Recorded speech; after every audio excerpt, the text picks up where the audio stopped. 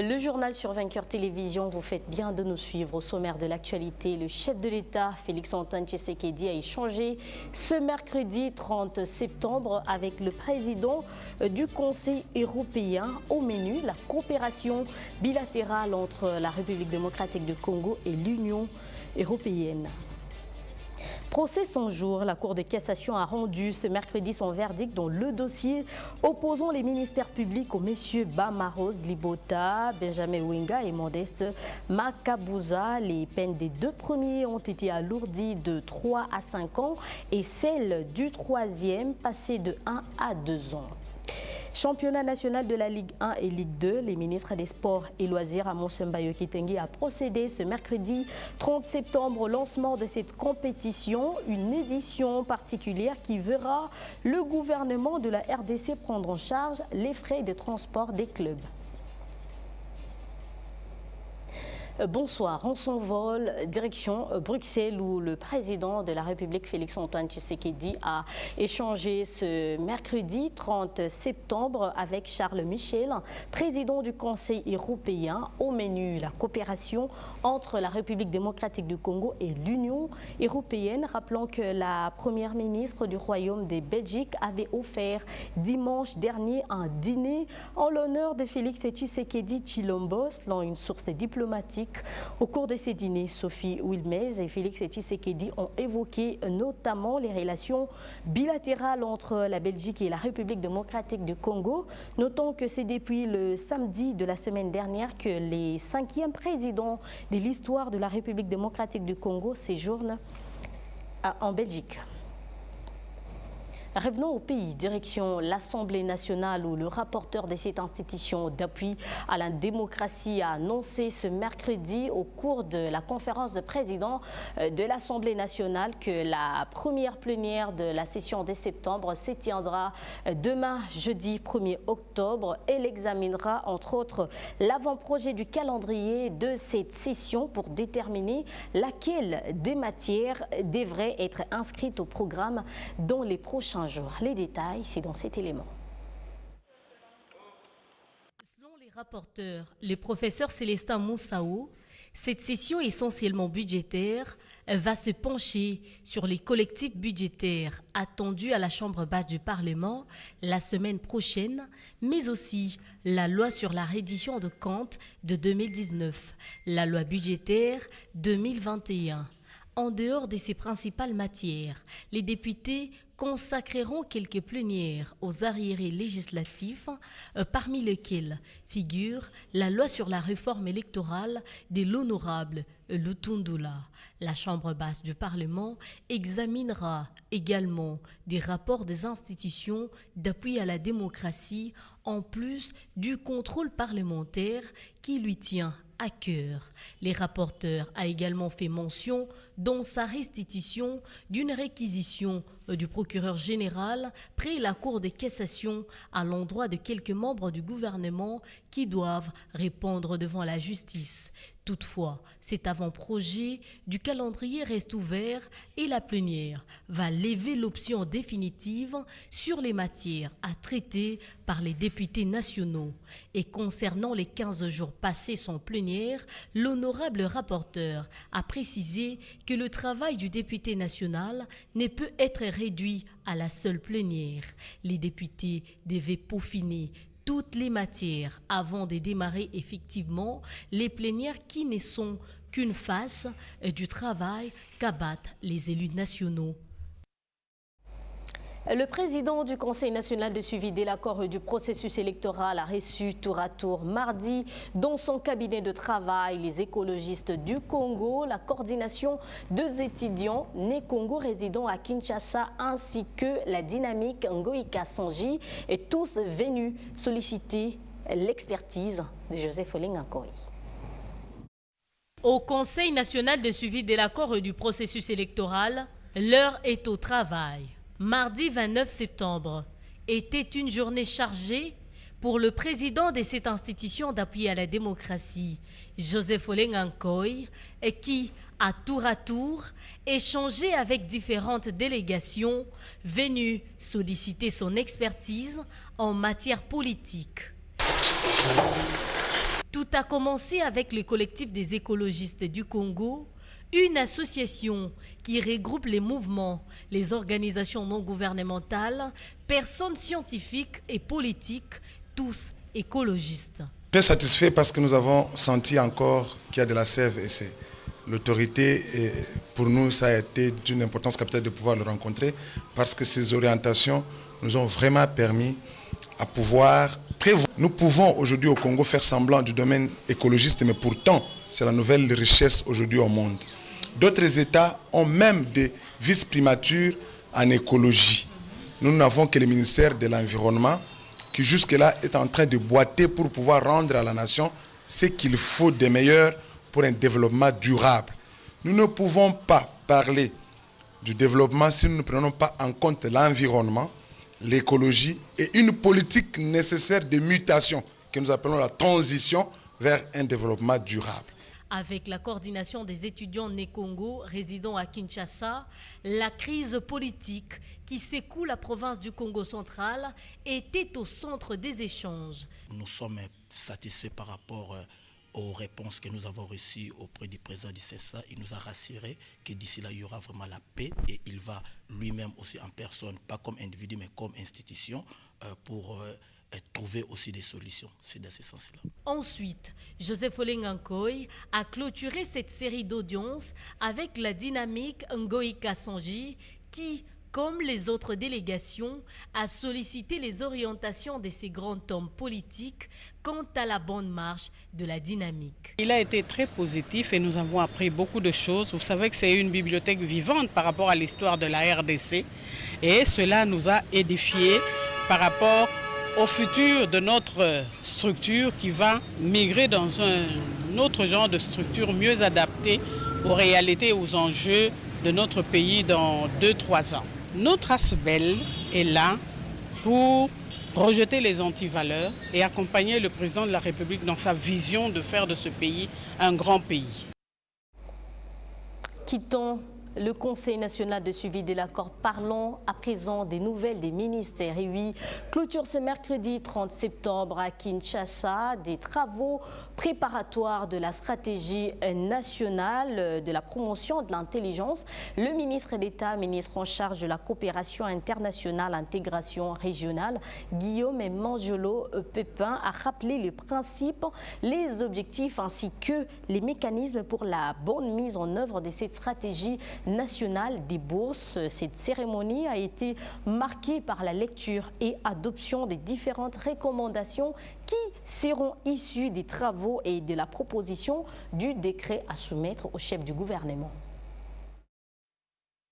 Le salon bleu de l'immeuble du gouvernement a abrité ce mardi la cérémonie d'ouverture de travaux préparatoires de la stratégie nationale de la promotion de l'intelligence, laquelle cérémonie a été présidée par le ministre d'État à la coopération internationale, intégration régionale et francophonie, Maître Guillaume Manjolo, en présence notamment du ministre d'État, ministre de l'enseignement primaire, secondaire et technique, Willy Bakonga, le ministre de l'enseignement supérieur et universitaire, Thomas Louaka, le ministre de la jeunesse et initiation à la nouvelle citoyenneté, Billy Kambale, le ministre de la formation professionnelle, John Tumba, le vice-ministre de la coopération internationale et régionale, Valérie Mukasa, les ambassadeurs, chefs des missions diplomatiques, les secrétaires généraux, les partenaires au développement, ainsi que les différents experts. Le ministre d'État à la coopération a, dans son mot des circonstances, rappelé les principes, les objectifs, ainsi que le mécanisme pour la mise en œuvre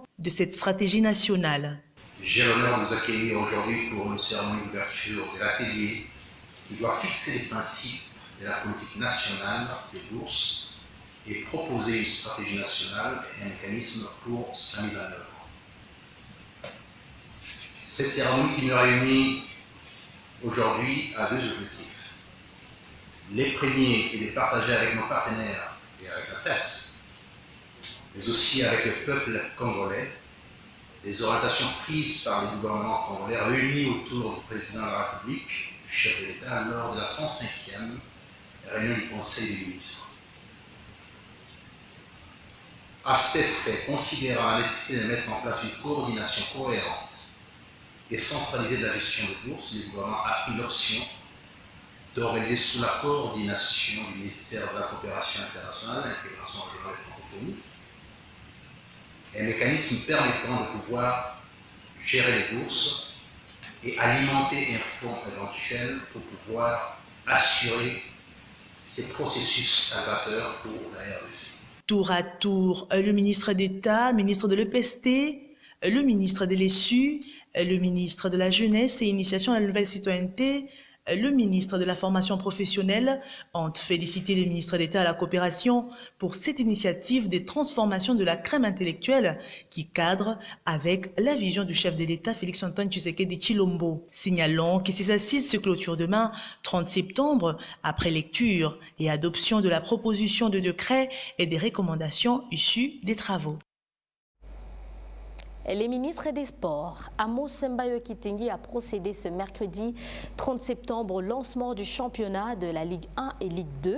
Une édition particulière, il faut le dire, qui verra le gouvernement prendre en charge le frais des transports des clubs. Occasion pour les ministres de Sport de solliciter l'appui des gouvernements provinciaux, malgré cette assistance de l'État à accompagner les clubs de leur juridiction et les clubs et les dirigeants sportifs à respecter les huis clos. Regardez.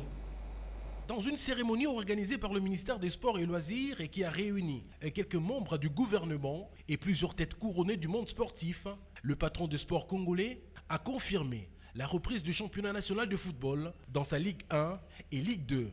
Et cela après que le pire a été évité. Le championnat de football de la RDC va enfin démarrer le 2 octobre prochain avec comme affiche le FC Renaissance du Congo qui accueille l'AS Maniema Union.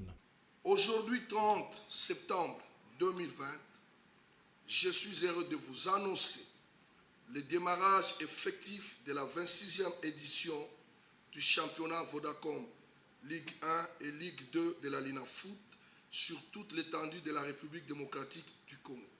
Cependant, un véritable élève du chef de l'État est Félix-Antoine Tshisekedi, lequel se soucie du bien-être des Congolais en général et des sportifs en particulier. Le ministre a rappelé le caractère huis clos du championnat de la RDC, et cela en tenant compte des recommandations de l'équipe de riposte. Cette reprise du championnat se fera néanmoins sous certaines conditions en raison de la persistance de la maladie à coronavirus. Le ministère est et restera toujours en contact permanent avec l'équipe de la riposte de la pandémie à Covid-19 et suivra respectueusement tous les conseils, orientations et prescriptions que celle-ci lui donnera à ce sujet. Au vu des prescriptions me fournies par les comités de riposte de Covid-19, la FECOFA, par les truchements de la Lina Foot, organisera son championnat dans des infrastructures sportives vides où le public n'aura pas accès en attendant l'évolution de la situation sanitaire. C'est le plus populaire du Congo. J'ai dit bien du Congo. J'ai dit bien le plus populaire. Parlons à présent du procès 100 jours. La Cour de cassation a rendu public ce mercredi 30 septembre son verdict qui a revu à la hausse les peines de ces trois chefs d'entreprise. Entre autres, on peut citer les DG de Foner, Fulgence Bamarose, les DG de l'OVD, Benjamin Wenga, ainsi que celui de Sokok, Modeste Makabouza, condamné à 3 ans de travaux forcés par la Cour d'appel de Kinshasa-Gombe.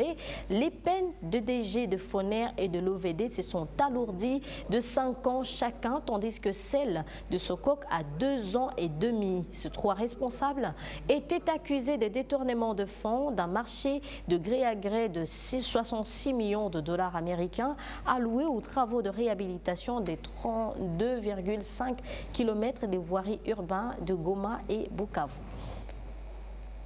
L'élection présidentielle en République démocratique du Congo est prévue en 2023. Vous le savez, 1201 jours nous séparent de ces rendez-vous tant attendus en République démocratique du Congo, et déjà des propositions émanent de partout pour éviter, disent-ils, un prétendu chaos ou crise électorale. Les groupes de 13 personnalités proposent des réformes électorales, position du reste décriée par Franck Diongo. Regardez. Plus un secret de Polichinelle. La démarche de 13 personnalités prend de plus en plus forme au fur et à mesure que l'on s'approche inexorablement de l'élection présidentielle de décembre 2023. Ça part en vrille et chaque parti, opposition, pouvoir ou société civile, les avis sont d'ores et déjà partagés. La démarche est assimilée à un camp politique en vue de sauvegarder les intérêts de certains leaders en mal des positionnements. Mais ces dont certains qualifient de simples allégations ont été balayés sans aucune autre forme de procès par un ténor du groupe des 13 personnalités. Délice Sanga a devant le média expliqué que les indications de leur démarche sont claires, dont les seuls objectifs est d'éviter de revivre les chaos électoraux passés. Il y a une question qui traverse tout, c'est la gestion du temps. Il ne faut pas avoir l'illusion aujourd'hui que les élections, c'est dans 3 ans. Les élections, à compter du 15 septembre, date de la rentrée parlementaire, jusqu'à la convocation de scrutin, c'est 1111 jours. Et donc, chaque jour qui passe est un jour de moins et qui nous rapproche du danger.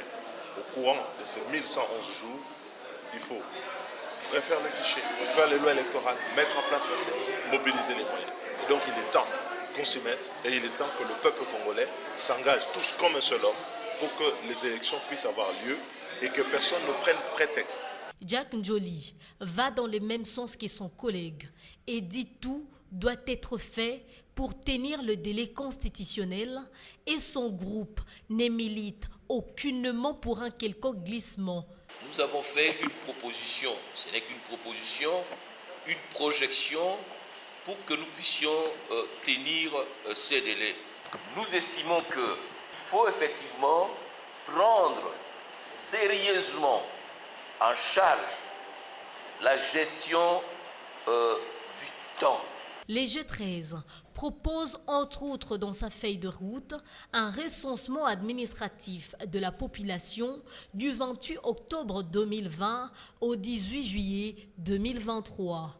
En outre, les 13 personnalités proposent la date du 24 décembre 2023 pour la tenue des élections combinées directes présidentielles, législatives, provinciales, sénatoriales et des gouverneurs et des vice-gouverneurs.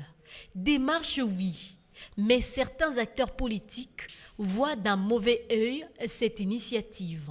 À l'exemple du très percutant Franck Diongo, président du MLP. C'est une démarche non sincère. Un parlementaire, lorsqu'il initie une loi, n'a pas besoin de faire de bruit inutile. Ils n'ont pas engagé un débat citoyen. Un parlementaire n'a pas besoin d'aller voir le président de la République et donner le rapport. C'est une démarche politique. Ça n'engage aucune institution et même pas leur groupe parlementaire. Toute réforme qui ne vient pas du gouvernement ou de la majorité parlementaire est une initiative non sincère. Ça va passer par où? C'est une démarche non sincère. C'est pour qu'on parle d'eux.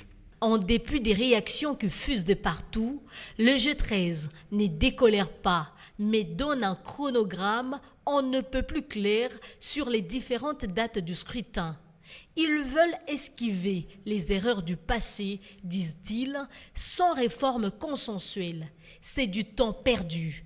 Il faut donc anticiper de manière cohérente et prévenir une crise liée au processus électoral. Le G13 va jusqu'à proposer l'inscription du financement des élections en ordre des priorités de l'adoption de la loi des finances 2021 et la création d'un compte d'affectation spéciale financement des élections. Les décors est planté. Cependant, des questions défilent dans les chefs de Congolais. Les 13 personnalités ont-elles vu un danger en gestation ? Pourquoi ne pas proposer toutes ces réformes au sein des institutions dont l'Assemblée nationale, Sénat,